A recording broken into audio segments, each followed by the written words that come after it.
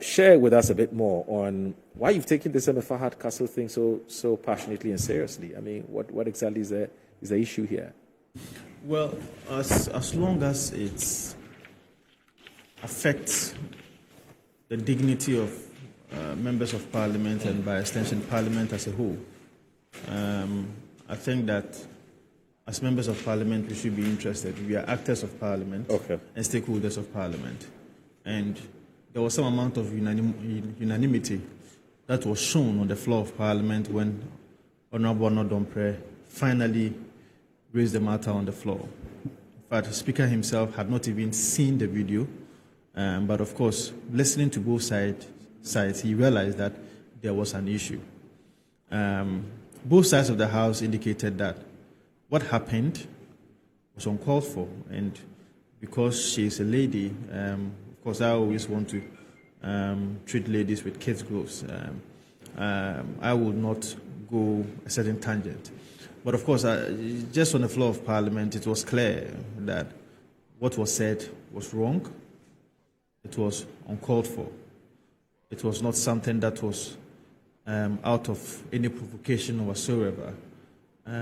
It could have been managed at that level, and some amount of respect could have been shown each other. We being members of the political class, we have every duty under the sun to make sure that we portray some amount of respectability around our offices, some amount of dignity with the office that we hold, so that people will also respect members of Parliament, will also respect the political class. I think it is only in Ghana that you find members of the political class chiding each other, disgracing each other, labeling each other thieves, and whatever. It is only in Ghana that even around Africa, you hardly see these things. The political class is becoming unbecoming. It's becoming unbecoming because the way we go about our politics is not the way we should be going about the politics. I think that myself and Edem should come around this table every day to come and debate ideas as to how we can help young men and young women in this country. To debate ideas as to how we can help our country. It shouldn't be about trading insult, trading things that as it were, affects the dignity of our persons. And that is what is happening, at least in recent years. And I don't think that these things should be countenanced. Going forward, we should find a way, and we should also know that this is the only profession that we have, or this is the only work we have. I say so because if you've decided to be a politician, if you've decided to be a leader, if you've decided to serve Ghana, you should be able to do so in a dignified manner. You should appear, you should be seen to be that leader that you are supposed to be. You should be seen to be that honorable that you are called. So I think that statement was uncalled for. The minority feels that it's an opportunity that we can seize to make sure that we can sanctify the political atmosphere, so that people, even on social media today, post something on social media, you will see insults under it, where people even insult you to the extent that, well, I don't want to use some of them, but the insults are too many, and I think that people should learn this. If you come to Parliament, myself and Edem or any other NDC member, you will see us probably even eating, taking coffee together, doing a lot of things together. So why is it that you're a follower on social media or whatsoever, and you think that insulting the political class is the only way that you can use for your voice to be heard? That cannot be the way. And I think that the minority has taken a very good step, a step whereby we can use that as an opportunity. And with the greatest of respect to what was the name? Hardcastle. With the greatest of respect to her, it is not necessarily directed at her, but of course to make sure that we find an opportunity to be able to sanctify our political atmosphere. It is within our right. It is within our mandate as actors and stakeholders of the political atmosphere to make sure that we do things that will protect the image of Parliament. We do things that will protect the image of the political class, so that we can lead well for the people of Ghana. But what I'm saying, that should not be the way for us to go as a people. I see. Even Well, you see, before Edem comes in, Moro. even in our culture, a woman insulting a man is something that is really, really uncalled for. The gender activists are not happy with these things. But you see, that's the truth. But you see, that has been the situation in our culture. A woman living with the wife insulting the husband. A woman living with the husband insulting the husband. But these that is not. But these days, I have a different view. On what he just said. That culturally, a woman is not expected to insult the husband. If it is wrong for a woman to insult a man, it is equally wrong. It is equally wrong for a man to insult to a abuse a woman. I think that respect must be reciprocal. Yeah.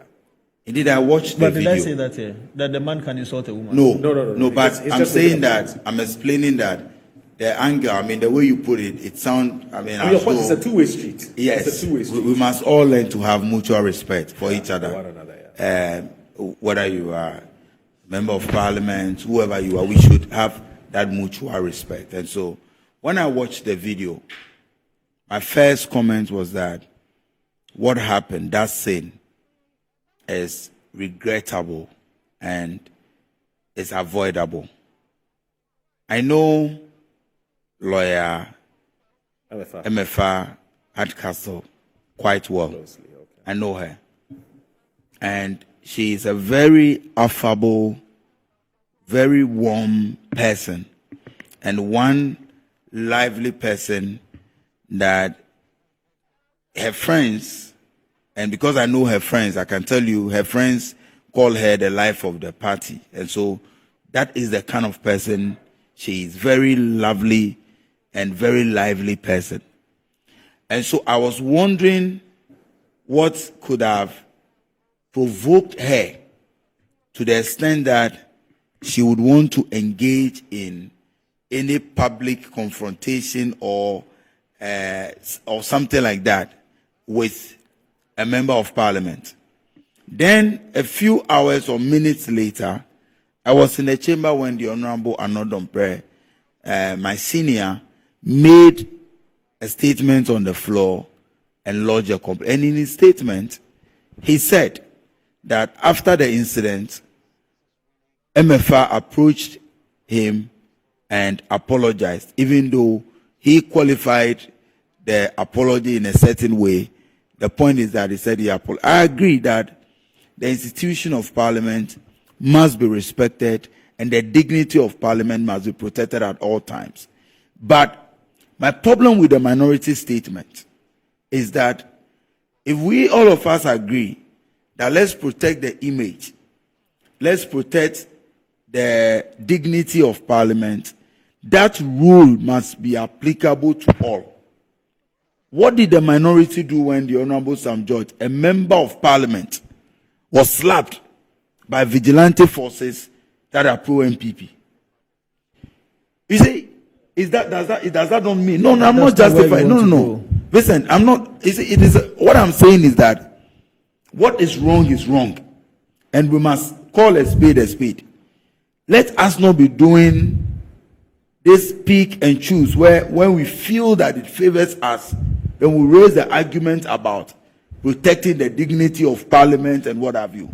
Again, the regional chairman of the NPP in Ashanti region, I have several videos and audios of Honorable Wontumi describing members of parliament on the NDC side with, why is that I can't repeat on your platform? We should collectively say that we are protecting the dignity of parliament. And so if Wontumi does it and it is wrong, if MFA does it, it is wrong. If whoever is responsible or whoever is found guilty or culpable, we should all come together and say, this is what we are condemning.